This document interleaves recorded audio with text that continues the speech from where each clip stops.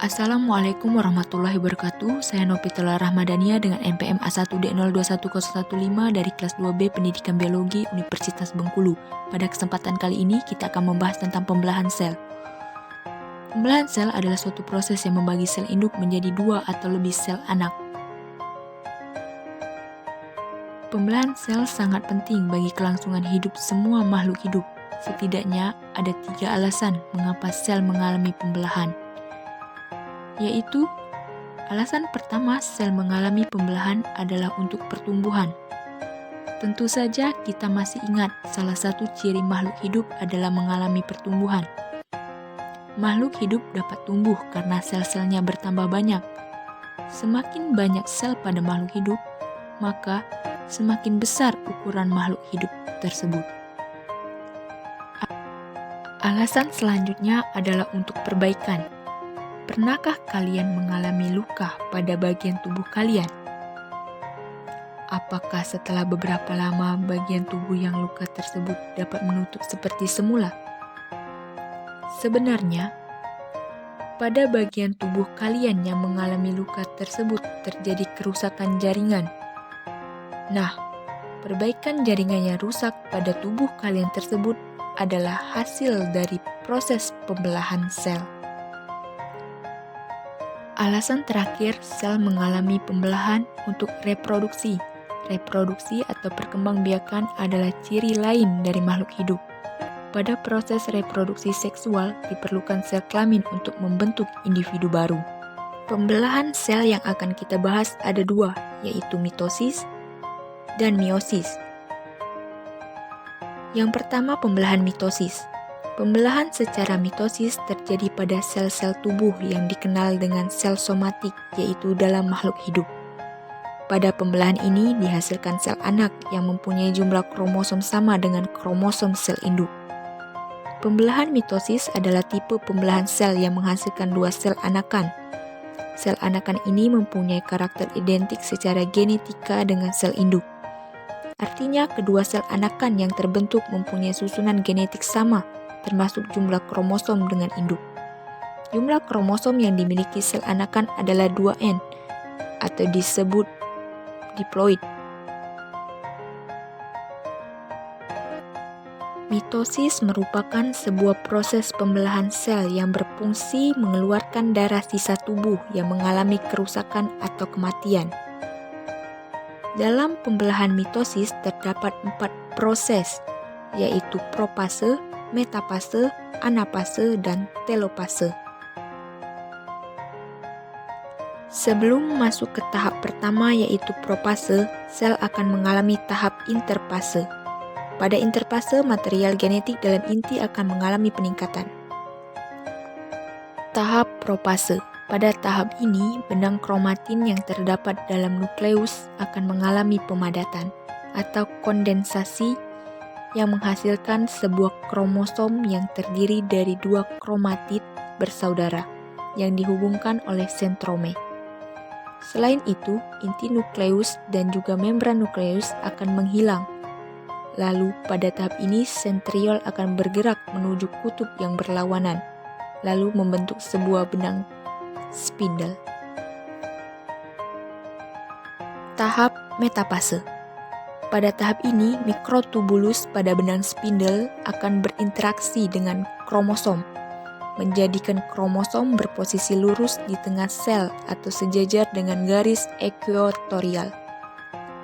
Setelah itu, benang spindle akan menempel pada bagian kinotoker pada kromosom.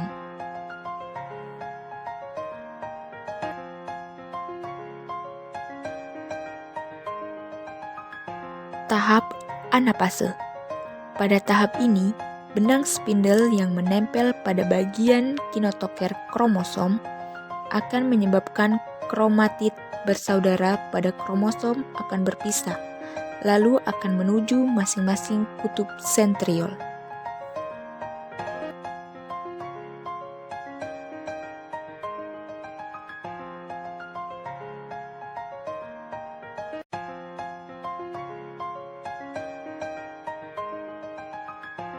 Tahap telofase. Pada tahap ini, Kromatid bersaudara akan sampai di kutub dan terlepas dari benang spindle. Lalu kromatid akan bertransformasi menjadi benang kromosom kembali.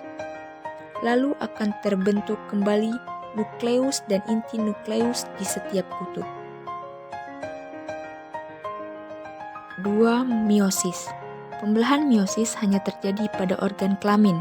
Pembelahan meiosis berfungsi untuk menghasilkan sel gamet, yaitu sel telur dan sperma. Melalui pembelahan ini akan dihasilkan sel anak yang mempunyai kromosom setengah dari kromosom sel induk. Pembelahan meiosis adalah pembelahan sel yang menghasilkan 4 sel anakan, yang masing-masing sel memiliki separuh jumlah kromosom sel induk. Jumlah kromosom yang dimiliki anakan adalah N atau disebut haploid. Adapun tahapan pembelahan sel yang pertama disebut sebagai meiosis 1 dan dilanjutkan dengan meiosis 2. Tahapan-tahapan pembelahan meiosis yaitu yang pertama, sel pasti mengalami proses interfase. Nah, pada tahapan interfase ini, sel mempersiapkan diri untuk membelah secara meiosis saat menjalani fase G1, fase S, dan juga fase G2 dari interfase. Selama interfase, sel akan tumbuh ke ukuran dewasa dan juga menyalin DNA-nya. Dengan demikian, sel pastinya sudah memiliki satu set duplikat kromosom saat mulai mengalami meiosis. Kemudian lanjut ke tahap meiosis 1. Pada tahap meiosis 1 ini ada 4 fase, yaitu profase 1, metafase 1, anafase 1, dan telofase 1. Profase 1. Pada tahapan ini, yang pertama, membran inti mulai rusak menjadi bagian-bagian kecil yang dikenal dengan fragmen dan terbentuk gelendong pembelahan.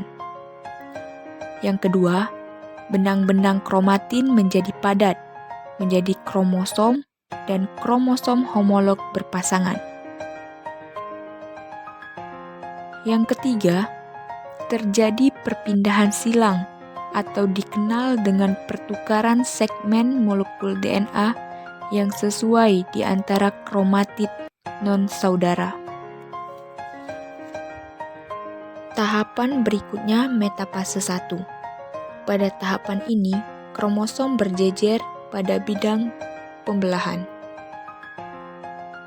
Kemudian tahapan anafase 1. Pada tahapan ini, kromosom homolog memisah dan bergerak ke kutub-kutub yang berlawanan. Tahapan berikutnya yaitu telofase 1. Kromosom homolog memisah dan bergerak ke kutub-kutub yang berlawanan. Kemudian membran inti mulai berbentuk kembali dan sitokinesis menyebabkan terbentuknya 2 sel anakan yang bersifat haploid.